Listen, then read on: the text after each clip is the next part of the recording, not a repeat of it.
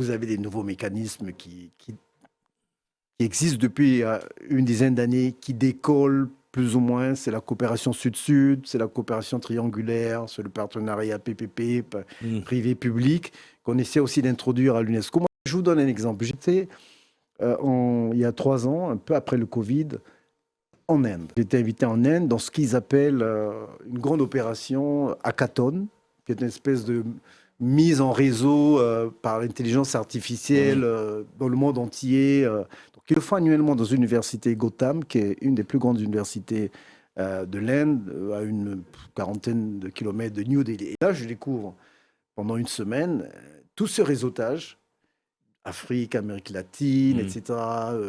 C'est une université qui forme en nouvelles technologies. J'ai découvert là-bas à peu près une centaine d'étudiants africaines et africains, boursiers de l'Inde, et qui sont dans les nouvelles technologies, etc. De tous les pays, hein, pas seulement les pays anglophones, pas seulement les pays de tradition, pas le Kenya, la Tanzanie, l'Afrique du Sud, mais il y avait le Sud-Soudan, il y avait même le Congo, il y avait des pays francophones, Côte d'Ivoire, et c'est tout cela. Évidemment, ils ont vu un Africain qui représentait l'UNESCO, qu'est-ce que vous allez faire pour nous, etc.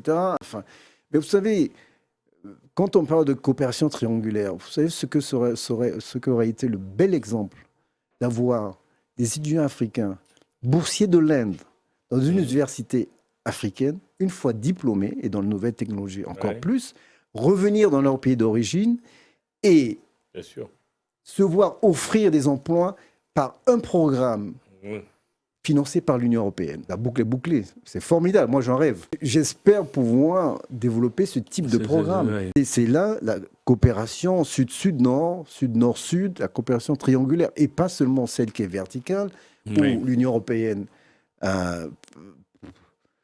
déploie des moyens financiers pour la jeunesse, pour la technologie dans un pays